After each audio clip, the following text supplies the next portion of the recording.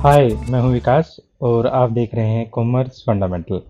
आज की इस वीडियो में हम डिस्कशन करेंगे accounting treatment of goodwill on dissolution of partnership firm और इसे हम एक प्रैक्टिकल क्वेश्चन से समझेंगे। जैसे कि आप जानते हैं, हम गुडविल को एक एसेट की तरह ट्रीट करते हैं। गुडविल एक इंटेंजिबल एसेट है जिसे देखा या छुआ नहीं जा सकता। जब हम डिसोल्यूशन करते हैं गुडविल को, हम और एसेट की तरह ट्रीट करते हैं। क्यों? क्योंकि गुडविल को भी बाकी एसेट की तरह हम बेच सकते हैं। आपने गुडविल के बारे में पहले कुछ सुना भी होगा। जैसे आप जानते हैं, जो गुडविल होती है, आप पार्टनरशिप जब कर रहे थे, admission of partner, retirement of partner और डेथ ऑफ पार्टनर, जब आप जानते हैं जो गुडविल है वो हमारे पास नॉर्मली दो टाइप की होती है, self generated goodwill and purchased goodwill.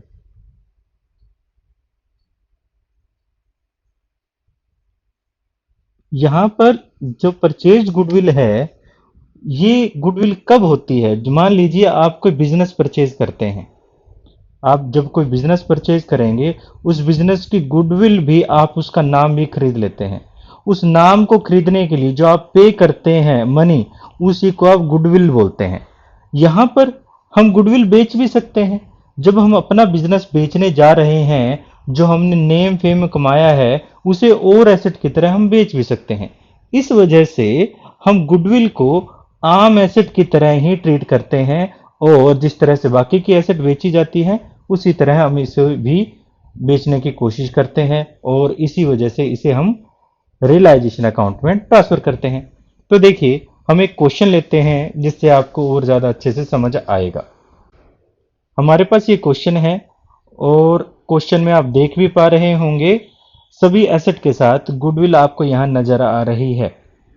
Asset side, balance sheet की एसेट साइड। तो हम क्वेश्चन को अच्छे से पढ़ लेते हैं।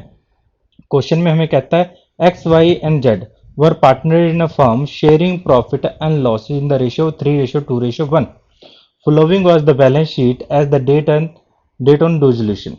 यहाँ पर लायबिलिटी साइड में मिसिज एक्स लोन, यहाँ पर ये मिसिज एक्स लोन है, एक्स पार्टनर है, एक्स की वाइफ बिजनेस के लिए पार्टनर नहीं है। हम इसे एक्सटर्नल लायबिलिटी की तरह ट्रीट करेंगे।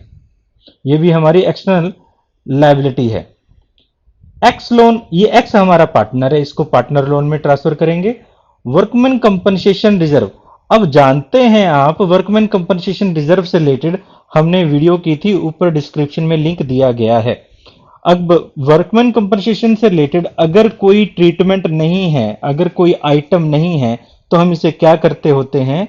हम इसे ट्रांसफर करते होते हैं पार्टनर्स की कैपिटल अकाउंट में।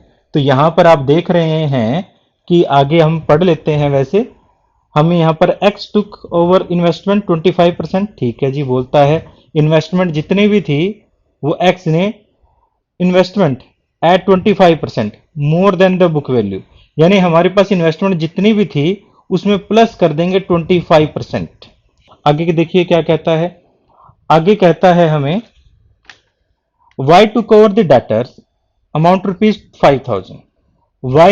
वाई के टोटल डेटर्स कितने थे? हमारे पास 15,000 थे। ये लाइबिलिटी में ट्रीट करेंगे और लाइबिलिटी की तरह ट्रांसफर भी करेंगे इसे एट 4,000, यानी 15,000 के डेटर्स को में से 15,000 के टोटल डेटर्स थे, जिसमें से 5,000 के डेटर को 4,000 कीमत में ले लिया है वाई ने, और बाकी रिमेनिंग डेटर्स, यानी बाकी बचे 10,000 के डेटर्स, वो 75%, 75% बुक वैल्यू पर रिलाइज हुए, यानी 7,500 प्लस 4,000। अगर हम करें इस तरह से, 11,500 में टोटल डेटर्स रिलाइज हुए। ठीक है, आगे करेंगे तो आपको और क्लियरिटी होगी। आगे कहता है, स्टॉक इज स्टोल्ड 59,000 एंड प्लांट, ठीक है, 40,000। स्टॉक को हमने सेल कर दिया 59,000 में, एंड प्लांट जो था, प्लांट हमारे 75,000 का था, उसको 40,000 में सेल कर दिया। एक्सपेंसेस रियलाइजेशन के 1,000 हुए। It was also found that there is a liability 8,000 for damages, कुछ 8,000 की लायबिलिटी भी है डैमेजेस के लिए। तो हम प्रिपेयर करना नेसेसरी अकाउंट। नेसेसरी अकाउंट में आप जानते हैं यहाँ 4 अकाउंट बनाए जाते हैं। फर्स्ट हमारा रियलाइजेशन अकाउंट, दूसरा हमारा होगा जो first realisation account, second account होगा हमारे पास जिसका नाम है पार्टनर्स लोन अकाउंट, थर्ड जो अकाउंट होगा हमारे पास कैपिटल अकाउंट, और जो फोर्थ होगा हमारे पास बैंक अकाउंट। इस तरह से हम 4 मेन इंपॉर्टेंट अकाउंट्स बनाते हैं और इसको इसी सीरियल वाइज बनाया जाता है। तो सबसे पहले हम बना लेते हैं रियलाइजेशन अकाउंट। रियलाइजेशन अकाउंट में हम क्या करते हैं, आपको याद होगा, इसको हम 3 सेगमेंट में करते हैं। तो सबसे पहले एसेट को ट्रांसफर, कौन कौन सी एसेट ट्रांसफर होगी? बैंक ट्रांसफर नहीं होगा, डेटर्स ट्रांसफर होगा, stock, investment, plant and goodwill भी ट्रांसफर होगी। तो बाकी सभी एसेट की तरह हम गुडविल को भी ट्रांसफर कर देंगे। तो ट्रांसफर कर देते हैं। तो ट्रांसफर करने पर देखिए क्या होगा, टू सबसे पहले डेटर्स। अब डेटर्स में आप देख रहे होंगे, मैंने जैसे पहले भी बताया था कि जो हमारे पास ये 15,000 में से 10,000 लेस करने के बाद 4,000, ऐसा ये नहीं लिखनी, आपने यही लिखना है और ये लायबिलिटी में ट्रांसफर करना है। तो हमारे पास 15,000 यहां पर हो जाता है डेटर्स। उसके बाद हम कर देते हैं स्टॉक। स्टॉक हमारा 80,000 रुपीज का था। उसके बाद हम कर देते हैं इन्वेस्टमेंट। इन्वेस्टमेंट हमारी 20,000 रुपए की है। आगे कहता है हमें to goodwill, to plant, plant रह गया हमारा, हाँ टू प्लांट। प्लांट है हमारे पास 75,000 का।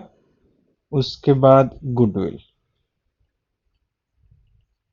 गुडविल है ये 35,000 की, ठीक है। उसके बाद हमारे पास लायबिलिटी में, लायबिलिटी में ये प्रोविजन फॉर डाउटफुल डेट, ये भी एक लायबिलिटी थी। तो मैं सबसे पहले इसी को ट्रांसफर कर लेता हूं, by provision for doubtful debts, जो कि है 1,000 रुपए। उसके बाद क्रेडिटर्स, मिसेज एक्स लोन, ये ट्रांसफर करना है। इन्वेस्टमेंट फ्लक्चुएशन फंड, ये भी ट्रांसफर करना है क्योंकि ये किसी एसेट के अगेंस्ट है। तो हमारे पास इन्वेस्टमेंट के अगेंस्ट अगर कोई भी प्रोविजन फंड बना हो तो उसे हम रियलाइजेशन अकाउंट में ट्रांसफर करते हैं।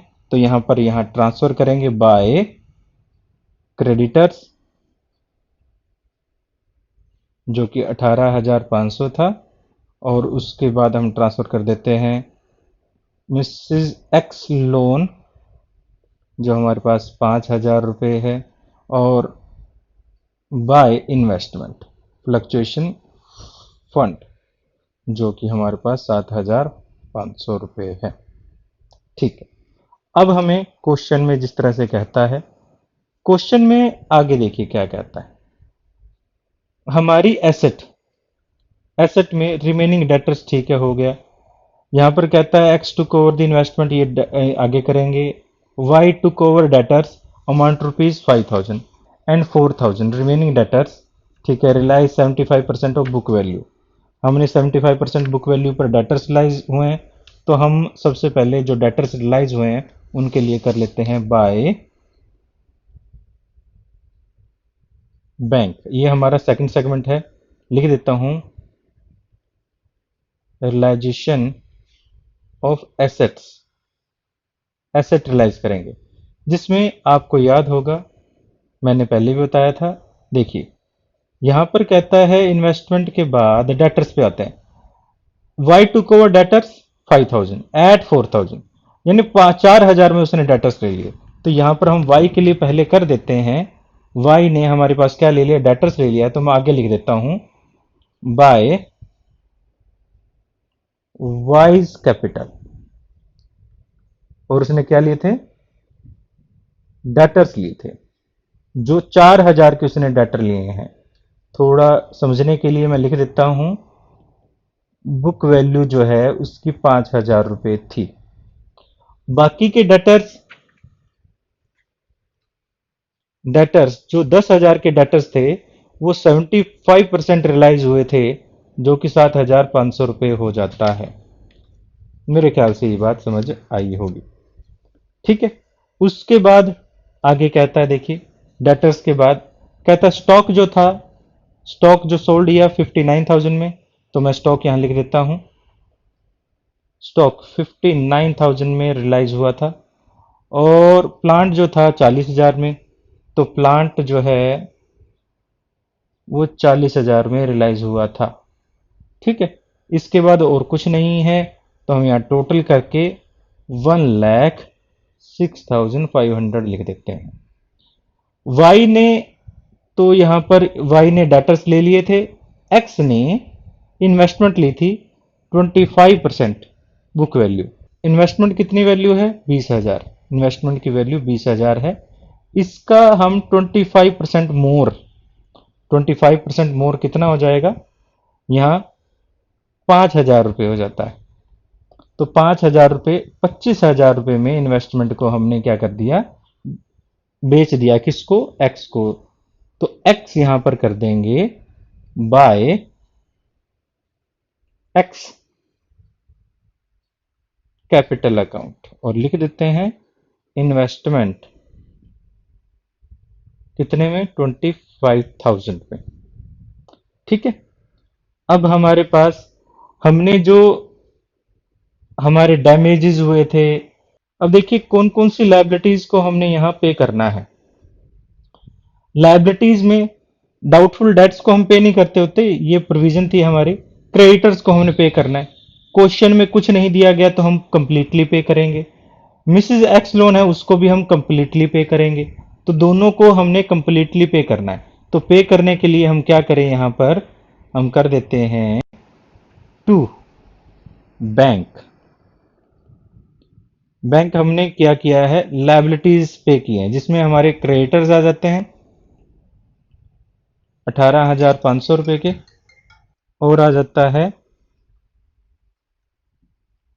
एक्स लोन जो कि है 5,000 रुपए का। टोटल 23,500 रुपये हमने यहाँ पे करने हैं। आगे, आगे हमारे कुछ डैमेजेस हुए थे 8,000 रुपये के, ये भी हमने पे करने हैं। टू बैंक हम डैमेजेस पे कर देते हैं जो कि है 8,000 रुपये। इसके अलावा तो 1,000 रुपीज हमें यहाँ एक्सपेंसेस दे रखे हैं, तो हम एक्सपेंसेस को भी पे कर देते हैं। टू बैंक लिख देते हैं एक्सपेंसेस ऑन रियलाइजेशन जो कि है 1,000 रुपीज। आगे, आगे हमारे पास शायद कोई आइटम नहीं रहती है, हम देख लेते हैं फिर भी क्रॉस चेक करने के लिए। हमने फर्स्ट, सेकंड, थर्ड और फोर्थ सभी आइटम्स कवर कर लिए हैं। तो हम यहाँ पर बैलेंस निकाल लेते हैं, टोटल कर लेते हैं। टोटल, टोटल देखिए, टोटल दोनों साइड का आप टोटल करके ही देखेंगे। यहाँ पर जो टोटल आता है 2,57,500 रुपीज आता है। यहाँ पर भी 2,57,500 रुपीज आता है। और ये हम कर देते हैं यहाँ पर 90,000, ये बैलेंसिंग फिगर है, और लिख देते हैं बाय, जो ये लॉस रहेगा ट्रांसफर कर देते हैं टू पार्टनर्स कैपिटल अकाउंट। किस रेशियो में? क्वेश्चन में रेशियो इनका दिया गया था 3:1। 3:1 रेशियो में x capital, x capital, wise capital और जेड्स कैपिटल में ट्रांसफर कर देते हैं 90,000 को। 3/6, 2/6 और 1/6 में। तो यहाँ पर हमारे पास 15,000, 30,000 और 45,000 रुपये आता है। आगे देखिए, हमने रियलाइजेशन अकाउंट हमारा पहला कर लिया। जो सेकंड अकाउंट रहेगा वो इस लोन को पे करने के लिए रहेगा, जो रहेगा एक्स लोन्स अकाउंट। तो हम एक्स लोन अकाउंट हमने ऑलरेडी ओपन किया हुआ है, ये ओपन है। इसमें जो ओपनिंग बैलेंस क्या था, इसमें ओपनिंग बैलेंस को आप ब्रोक डाउन पहले कर लेंगे, जो हमारे पास है बाय बैलेंस ब्रोक डाउन, जो कि कितना है? 8,000 रुपये है लोन, और इसको पे कर देंगे टू बैंक अकाउंट 8,000 रुपये से बस ये अकाउंट बंद हो चुका है। अब हमें इसका कुछ नहीं, क्लोज कर देना है। इसके बाद हमारा क्या रहता है, नेक्स्ट जो स्टेप रहता है वो पार्टनर्स कैपिटल अकाउंट बनाना होता है। तो इसके लिए ओपनिंग बैलेंस हमें दिए गए हैं 60,000, 56,000 एंड 40,000। तो ये ब्रोक डाउन कर लेते हैं हम। तो सबसे पहले by balance broke down 60,000, 56,000 and 40,000। अब यहाँ पर एक बात देखिए, जो हमारा टॉपिक था गुडविल, गुडविल के बारे में रियलाइज एसेट में कुछ नहीं दे रखा। इसका मतलब हमारी गुडविल वैल्यू जो है वो जीरो हो गई है। हमें इस गुडविल के बदले में कुछ भी नहीं मिला है। अगर ये रियलाइजेशन वैल्यू दे रखी होती तो हम गुडविल को भी उसी तरह एसेट लिख देते जिस तरह से हमने बाकी एसेट्स को लिखा है। हम रियलाइज वैल्यू यहाँ पर लिख देते, बट गुडविल जैसे है हमने यहाँ पर ट्रांसफर करनी है। अगर वैल्यू मिलती है तो ठीक है, अदरवाइज हम उसको मानेंगे कि हमें इसे का कुछ भी नहीं मिला है। तो देखिए आगे हमारे पास सबसे पहले हमारे पास जो लॉस हुआ था रियलाइजेशन पे, उस लॉस को हम ट्रांसफर कर देते हैं कैपिटल अकाउंट में। तो टू लिख देता हूं मैं, रियलाइजेशन लॉस। लॉस हमने यहाँ पर काउंट किया था 45,000, 30,000 और 15,000। ठीक है। उसके अलावा हमारे पास एक्स ने और वाई ने कुछ कुछ चीजें ली थी। एक्स ने यहाँ पर देख रहे हो, एक्स ने 25,000 रुपये और वाई ने 4,000 रुपये। याद होगा आपको, एक्स ने 25,000 रुपये की इन्वेस्टमेंट ली थी और वाई ने 4,000 रुपये के डेटर्स लिए थे। तो ये भी हम यहाँ पर ट्रांसफर कर देंगे पार्टनर्स कैपिटल अकाउंट में। इससे पार्टनर्स के कैपिटल क्या हो जाएगी, डाउन हो जाएगी, डिक्रीज हो जाएगी। तो हम इसके डेबिट साइड में लिख देते हैं क्या, टू रियलाइजेशन। ठीक है, मैं लिख देता हूं एसेट टेकन। एसेट ले ली थी, एक्स ने जो एसेट ली थी वो 25,000 रुपये की ली थी और वाई ने जो ली थी वो 4,000 रुपये की एसेट ली थी। अब इसके अलावा आपको याद होगा यहाँ पर एक वर्कमैन कंपनसेशन रिजर्व दिया गया है। वर्कमैन कंपनसेशन से रिलेटेड हमें कोई भी किसी भी प्रकार का और अकाउंटिंग ट्रीटमेंट नहीं दिया गया। तो ऐसे में हम क्या करें, वर्कमैन कंपनसेशन को पार्टनर्स की कैपिटल अकाउंट में उनके ओल्ड प्रॉफिट शेयरिंग रेशियो में जो कि 3:1 है उसमें ट्रांसफर कर देते होते हैं। तो हम यहाँ पर पार्टनर्स कैपिटल अकाउंट में सीधा ट्रांसफर कर देंगे। तो बाय वर्कमैन कंपनसेशन रिजर्व, तो जो कितना कितना हो जाता है, ये टोटल 30,000 था। 30,000 को 3, 2 और 1 में ट्रांसफर करें तो कितना हो जाएगा, यहाँ 15,000 हो जाता है, यहाँ 10,000 हो जाता है और यहाँ 5,000 रुपये हो जाता है। इसके अलावा कुछ भी नहीं। बस अब देखिए कि हमने पार्टनर से पैसा लेना है या पार्टनर को पे करना है, बच जाएगा। अब देखा जाए हमारे पास इस तरफ, हमारे पास देख रहे हो आप जो टोटल है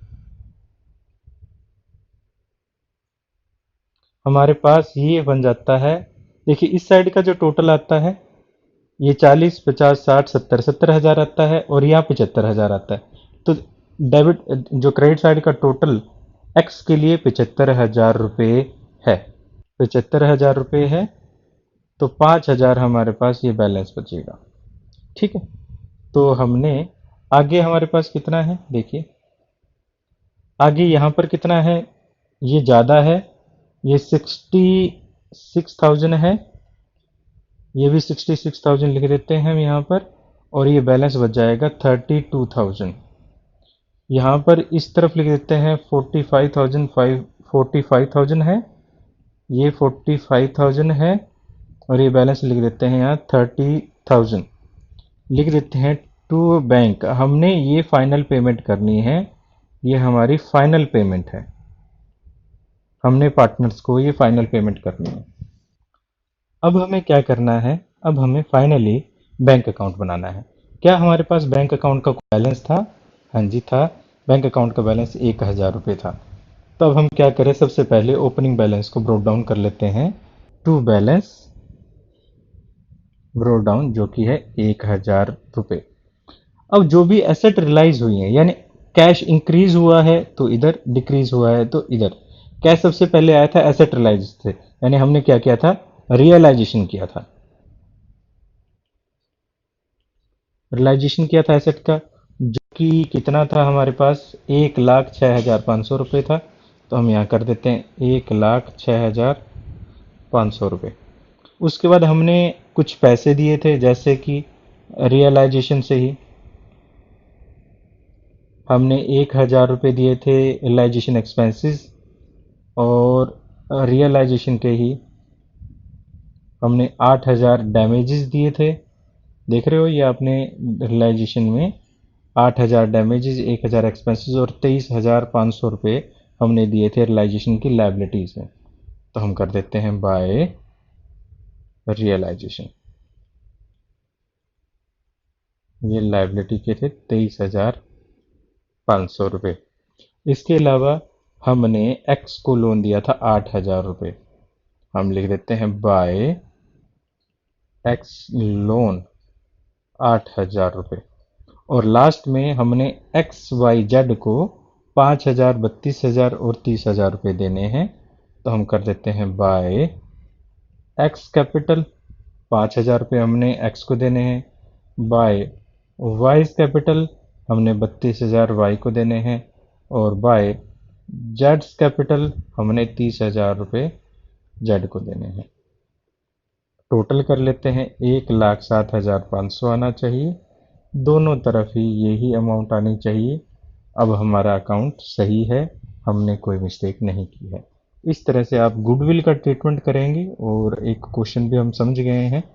तो आई होप ये आपको अच्छा लगा होगा। अगर अच्छा लगा तो प्लीज़ वीडियो को लाइक करें, बेल आइकन को प्रेस करें और वीडियो को शेयर करें। Thank you. फिर मिलते हैं किसी और वीडियो में। जब तक के लिए थैंक यू।